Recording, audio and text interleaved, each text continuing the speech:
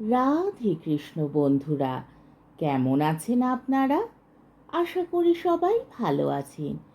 আজকে আবার একটা নতুন ভিডিও নিয়ে হাজির হয়ে গেছি। ভিডিওটি শেষ অবধি দেখার অনুরোধ রইল। আজকের গল্প বঙ্কিমচন্দ্র চট্টোপাধ্যায়ের বিখ্যাত উপন্যাস দেবী চৌধুরানী। আজকে গল্পের ২৭ পর্ব। সোমবারে প্রাত সূর্য প্রভাসিত নিবিড় কানন অভ্যন্তরে দেবী রানীর দরবার বা এজলাস। সে এজলাসে কোনো মকদ্দমা মামলা হইত না। রাজকার্যের মধ্যে কেবল একটা কাজ হইত, অকাতরে দান। নিবিড় জঙ্গল, কিন্তু তাহার ভিতর প্রায় ৩০০ বিঘা জমি সাপ হইয়াছে।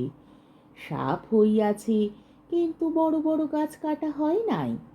তাহার ছায়ায় লোক দাঁড়াইবে, সেই পরিষ্কার ভূমিখণ্ডে প্রায় ১০,০০০ লোক জমিয়াছে। তাহারই মাঝখানে দেবী রানীর এজলাস।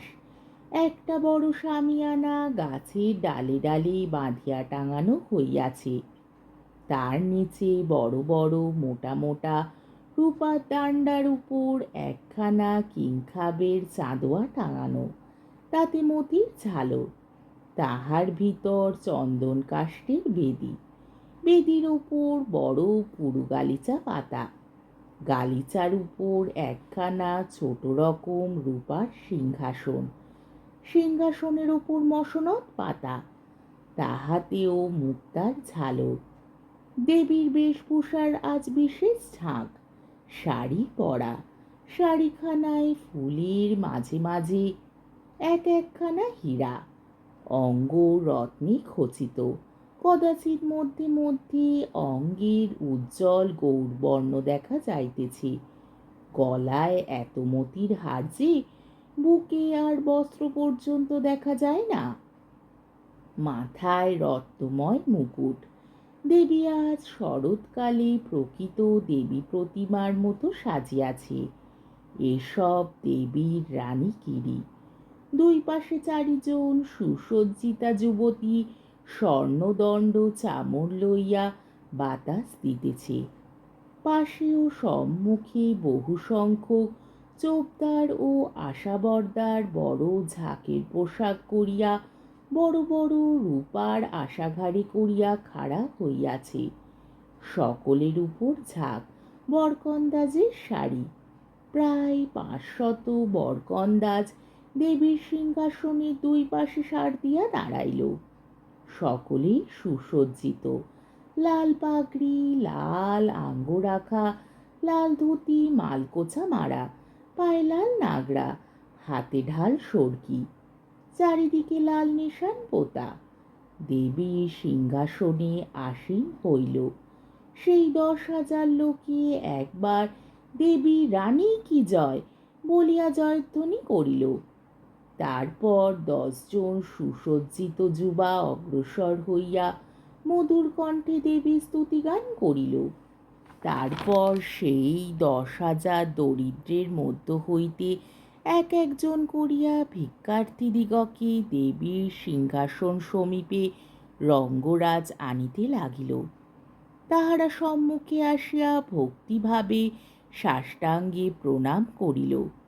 যে বয়োজ্যেষ্ঠ ও ব্রাহ্মণ সেও প্রণাম করিল, কেননা অনেকের বিশ্বাস ছিল যে দেবী ভগবতীর অংশ, লোকের উদ্ধারের জন্য অবতীর্ণা।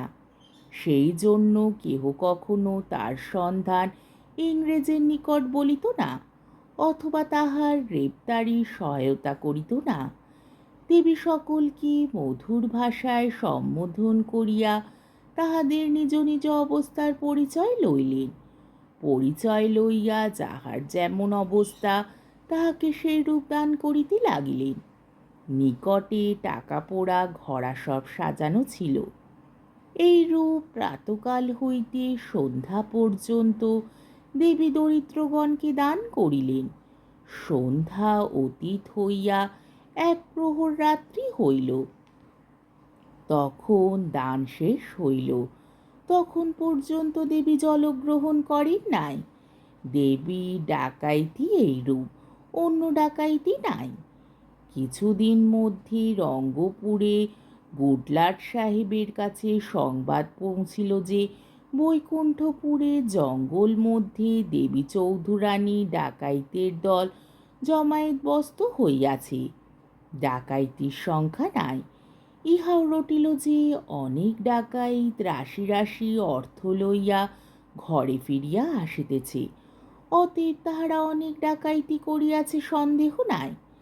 যাহারা দেবীর নিকট দান পাইয়া ঘরে অর্থ লইয়া আসিয়াছিল তাহারা সব মুনকির, বলে টাকা কোথা? ইহার কারণ ভয় আছে, টাকার কথা শুনিলে ইজারাদারের পাইক সব কাড়িয়া লইয়া যাইবে। অথচ তাহারা খরচপত্র করিতে লাগিল।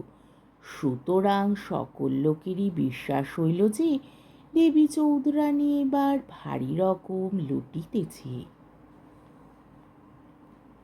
আজকের পর্বটি এইখানেই শেষ হলো।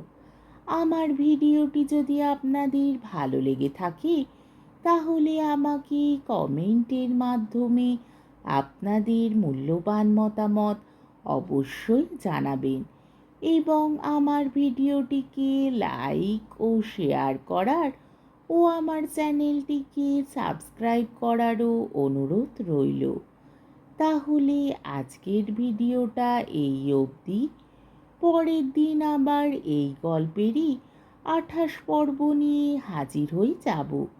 ততক্ষণ পর্যন্ত আপনারা সবাই ভালো থাকবেন, সুস্থ থাকবেন, সাবধানে থাকবেন এবং আমার ভিডিওটি দেখতে থাকবেন।